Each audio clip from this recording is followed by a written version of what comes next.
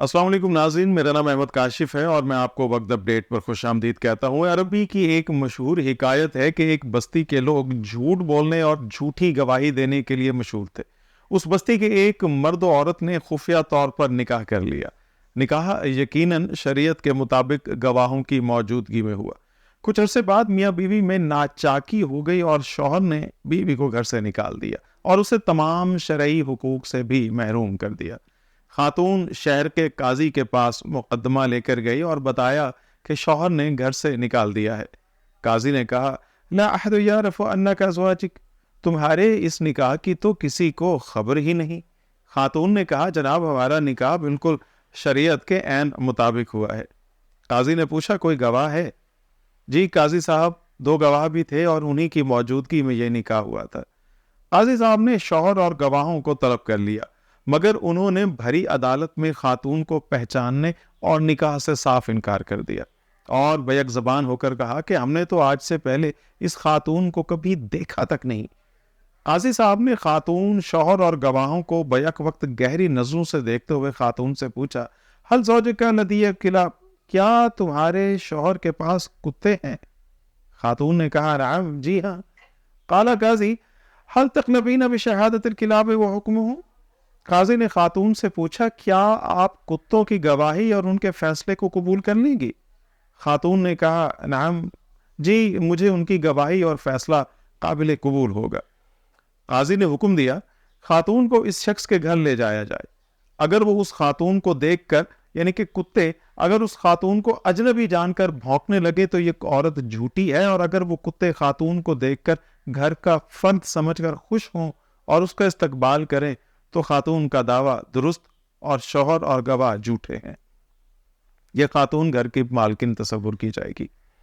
یہ حکم جاری کرتے ہی قاضی اور عدالت میں موجود لوگوں نے شوہر اور گواہوں کی طرف دیکھنا شروع کر دیا، جن کے چہرے جھوٹ پکڑے جانے کے خوف سے پیلے پڑ گئے تھے اور جسم کپ کپانے لگے تھے۔ فیصلہ تو ہو چکا تھا کہ کون سچا ہے اور کون جھوٹا ہے۔ قاضی صاحب نے سپاہیوں کو حکم جاری کیا اور کہا، اجلدہم فإنہم یکذبون، گرفتار کر لو ان جھوٹوں کو اور انہیں کوڑے لگاؤ کہ یہی جھوٹے ہیں۔ اسی لیے عربی میں کہا جاتا ہے، بیس القرى التي کلابها اصطفى من اہلها، بدترین بستیاں ہیں وہ کہ جن کے باشندوں سے زیادہ ان کے کتے سچے ہیں۔ ناظرین، بدقسمتی سے ہمارے معاشرے میں دوسرے قبیح اور گمراہ کن معاملات کی طرح یہ چلن بھی شاید عام ہوتا جا رہا ہے کہ شادی اور طلاق جیسے اہم شرعی معاملات کو مذاق اور کھیل سمجھ لیا گیا ہے۔ سرکس کے جوکر بھی اتنے کرتب نہیں دکھاتے جتنا آج کل طلاق دے کر مکر جانے کو کھیل تماشا بنا لیا گیا ہے۔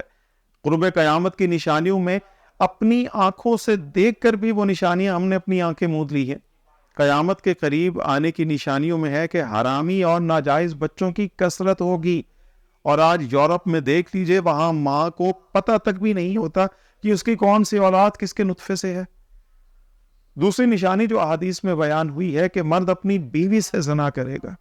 آج بدقسمتی سے دین کا علم نہ ہونے کی وجہ سے کئی ایسے گھرانے موجود ہیں کہ جہاں لڑائی جھگڑے کے دوران شوہر نے طلاق دے دی، پھر غصہ ٹھنڈا ہونے پر مکر گیا، اور بیوی بھی بچوں اور اپنی عزت کی خاطر چپ رہتی ہے، اور بعض معاملات میں خاتون یا دونوں کے خاندان والے ناک کٹنے کے ڈر سے بیوی کو اسی گھر میں بسنے پر زور دیتے ہیں، اور یوں بظاہر تو وہ دنیا والوں کی نظروں میں میاں بیوی بنے رہتے ہیں اور اپنی زندگی کا لمحہ لمحہ حرام کر کے گناہوں کے انبار جمع کرتے رہتے ہیں۔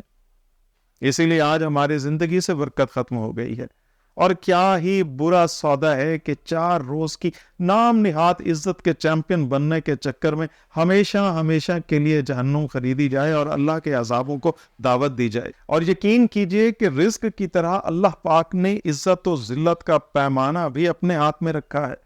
وہ چاہے تو اسرائیل کے ایک گناہگار کا جنازہ پڑھنے پر بخشش کا اعلان کر دے، اور چاہے تو بظاہر نیکو پارسائی کا چولا پہننے والے کو جبرائیل کے ہاتھوں زمین میں دسا دے۔ ناظرین، جنہوں نے اپنی پوری زندگی حرام اور چور رشتوں کی لذت میں گزاری ہو، ان کو ان کی لمبی رسی کی وجہ سے توبہ کی توفیق بھی نہ ملے تو بھلے اللہ ان بصیرت کے اندھوں کو کتنی ہی نشانیاں کیوں نہ دکھا دے، وہ حقیقی اور سچے رشتوں کو بھی کھیل تماشا ہی سمجھتے ہیں۔ مدینہ جا کر رشتہ جوڑنے اور ہاتھ پکڑ کر طواف کرنے کو بھی فراموش کر دیتے ہیں۔ ناظرین، میں خود اپنی ذاتی زندگی میں کئی ایسے خاندانوں، بالخصوص دیہی علاقوں، ماڈرن فیملیز اور شوبز انڈسٹری کی کئی شخصیات کو جانتا ہوں کہ جن کے مابین کئی مرتبہ طلاق ہو گئی، مگر وہ لوگ آج بھی میاں بیوی کی حیثیت سے رہ رہے ہیں، اور اللہ معاف کرے طلاق کے بعد ان کے بچے بھی پیدا ہو رہے ہیں۔ ایک کیس میں بیوی کی بد چلنی کے ثبوت دیکھ کر خاوند نے طلاق دی۔ نرس خاتون بچوں کو لے کر کویت چلی گئی اور کچھ عرصے بعد طلاق دینے والے شوہر کو بھی بلوا لیا۔ ہماری پاکستانی ڈرامہ انڈسٹری کی ایک بڑی معروف شخصیت ہے، وہ میری گہری اس سے دوستی ہے۔ ایک بار گاڑی چلاتے ہوئے خامد نے غصے میں طلاق دے ڈالی اور بیچاری اپنا کیریئر بچانے کے چکر میں آج بھی بظاہر اس کی بیوی بنے رہنے پر مجبور ہے۔ اس طرح کے سینکڑوں واقعات سے آپ خود بھی آگاہ ہوں گے۔ ایسے جعلی معزز وقتی چکا چوند اور نمائشی شہرت کے عوض اللہ کے جوڑے گئے رشتوں کو پامال کر دیتے ہیں۔ ان کی رسی دراز ہو کر انہیں وقتی طور پر دنیاوی شلٹر تو عارضی طور پہ مل جاتا ہے، لیکن وہ یہ ضرور یاد رکھیں کہ اللہ پاک نے قرآن مجید میں ارشاد فرمایا ہے، اِنَّ بَطْشَ رَبِّكَ لَشَدِيدٌ، بے شک تیرے رب کی پکڑ بڑی سخت ہے۔ لیکن توبہ کا دروازہ آج بھی کھلا ہے۔ اپنے رب سے توبہ کیجئے اور مرنے سے پہلے اپنے اعمال درست کر لیں۔ ناظرین، میں توقع رکھتا ہوں کہ ہماری یہ کاوش آپ کو ضرور پسند آئی ہوگی۔ ہماری ویڈیو کو لائک کیجئے، چینل کو سبسکرائب کیجئے، اور ملتے ہیں انشاءاللہ آپ سے نئی کسی ویڈیو میں۔ تب تک اجازت دیجئے، اللہ حافظ۔